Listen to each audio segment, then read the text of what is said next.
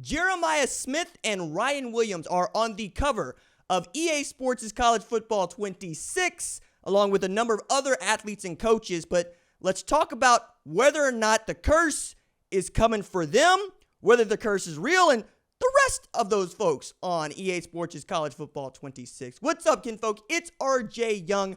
I am not on a step mill. If this is your first time watching Adapt and Respond, welcome. Thank you for joining us here.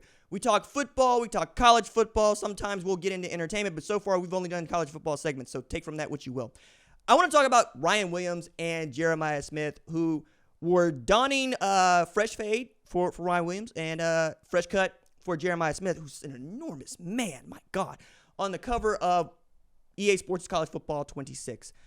I also thought it was interesting to kind of pick out who was in and around them. So Nick Singleton off there to the right, if you're looking at the jewel box from the front. James Franklin getting to be a little bit further ahead of Ryan Day in this cover. Like, that's what we're going to do here. We're going to pick this thing apart. We're going to say, what the hell is my guy doing way back there? Or why are you putting us on Front Street? Or if you're an Ohio State or Alabama fan, yo, EA, what the hell you doing? What the hell you doing?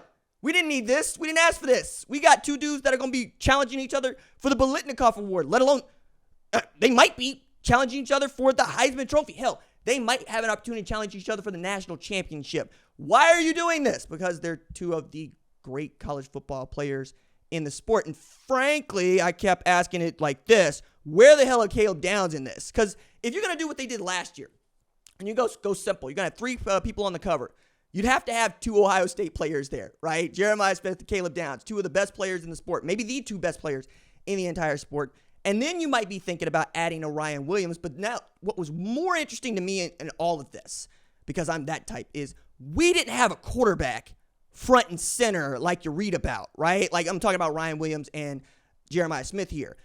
That, for me, is so telling, right? That's how little we trust this quarterback group and how little Arch Manning probably wanted to be featured on the cover of this thing. That part, right? Because if you're doing this right, I think you go with Jeremiah Smith, Arch Manning, and then you could go with Ryan Williams so you don't have a couple of Buckeyes there. You could go with Nick Singleton, who I think is one of the great tailbacks in the sport, certainly in one of the great tailback tandems with Katron Allen, who's probably feeling some kind of way about that as well. But one of those guys is National Gatorade Player of the Year. One of those guys was not. I keep going on about who I think could merit being here. Garrett Nussmeier, for instance, the SEC.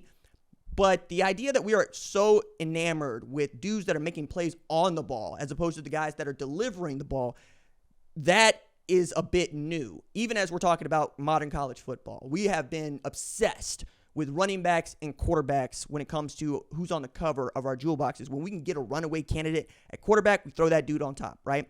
So if it was 2022, probably looking at Caleb Williams. 2023, probably looking at Jaden Daniels, right? But because Travis Hunter is gone, we had to look around. I also think it's important to note that Donovan Edwards didn't do nothing, diddly squat. Matter of fact, he got worse in that year that he was on the cover of the jewel box. Quinn Ewers was a 7th-round draft pick, though he did bring his team to the SEC championship and to the semifinals yet again in the college football playoff. So I'm not going to call that a bust. I'm going to go 2 out of 3, or 2 out of 3 of that group worked, right? Donovan Edwards is the guy that's like, yo, we're going to have to explain him away when the kids become, the 10-year-olds become 20-year-olds now, or the 5-year-olds become 15-year-olds, because that was not going to make much sense to them. We're going to have to really dig hard to make that one make sense. This one, though, it doesn't feel like it. We've got a couple of underclassmen on the cover of this thing as well. That part is interesting to me. Jeremiah Smith's sophomore. Ryan Williams is sophomore. Jeremiah Smith had 1,375 yards, 15 tutties. He had 187 receiving yards against Oregon and beat them down in the Rose Bowl. Ryan Williams took the lid off of the Georgia defense for 177, including a 75-yard touchdown, and basically won Alabama the game against what was the best team in college football we thought at the time. Only one of them, right? Then Bama promptly loses to Vanderbilt. Ryan Williams deserves to be there. Jeremiah Smith deserves to be there. I don't think anybody's going to give you any guff about that. I think as we continue to talk about what this game is going to be and how they're going to deploy it, we all know that we're going to play with Ohio State or Alabama when we go play for national championships in that one game mode that is free. I gave up on playing the parts of the game where I'm creating my own team, right? Because it's a money suck. And though I had it to money suck, it felt bad. It felt bad on my skin. So I'm going to be playing way more against the tiers than I ever have going into this because I think that's a really cool format and it works. I think they can turn down the crowd just a little bit because as good as we are as, home teams, some of this is asinine when I'm looking at the squiggly lines. Like, why don't I just call 3 timeouts and just punt the ball? Because this is ridiculous. You're inviting me to throw the ball to other people knowing damn well that I'm really good with this reticle. I'm really good at spinning it. I'm really good at running what I want to run, given the opportunity when the game ain't cheating, but the game be cheating. I wonder how much of a cheat code we're going to see Jeremiah Smith be this year. Because last year, Quinshon Judkins was the cheat code, and Jeremiah Smith was the dude on my roster that everybody was sleeping on. When I finally got that card, I was overjoyed. I was like, it's over for y'all. Because it was, right? Now he's going to get that leap even more. And now we know him not just as the best wideout in the game, but a dude we think is going to be there at the end as a Heisman finalist, depending on what Arch or Garrett do, a quarterback, if you will. We're going to find that out. Another dude that I'm going to be interested in, like Oregon was OP last year because Dylan Gabriel had an awareness that was like Spider-Man.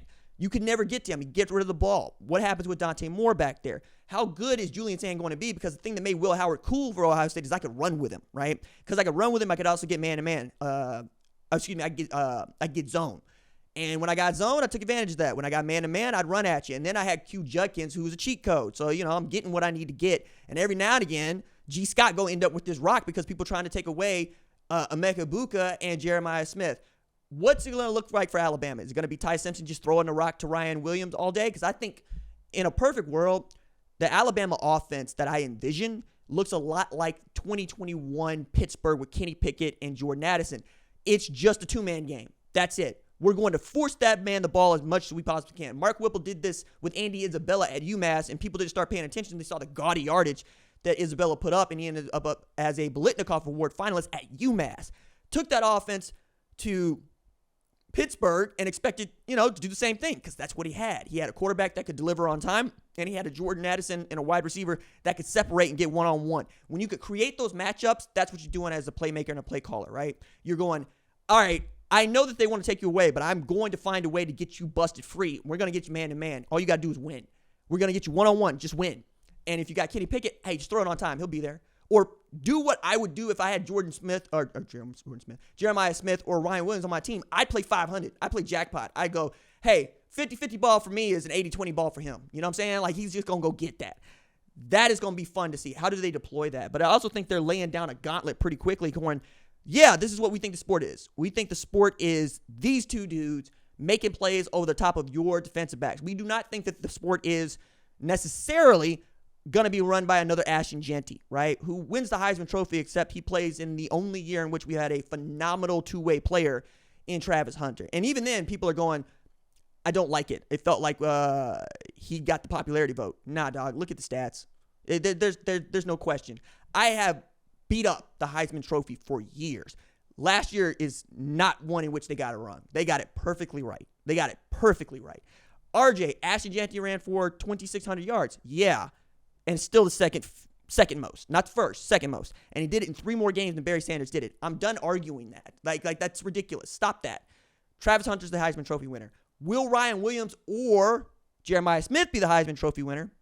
We'll see. But now that we have the jewel box in front of us, I know the one thing that I also ended up doing was going, let me go ahead and pre-order this for PlayStation 5 and Xbox because I'm that type. Yes, I be doing it like that. How am I going to adapt and respond? Catch me on the sticks.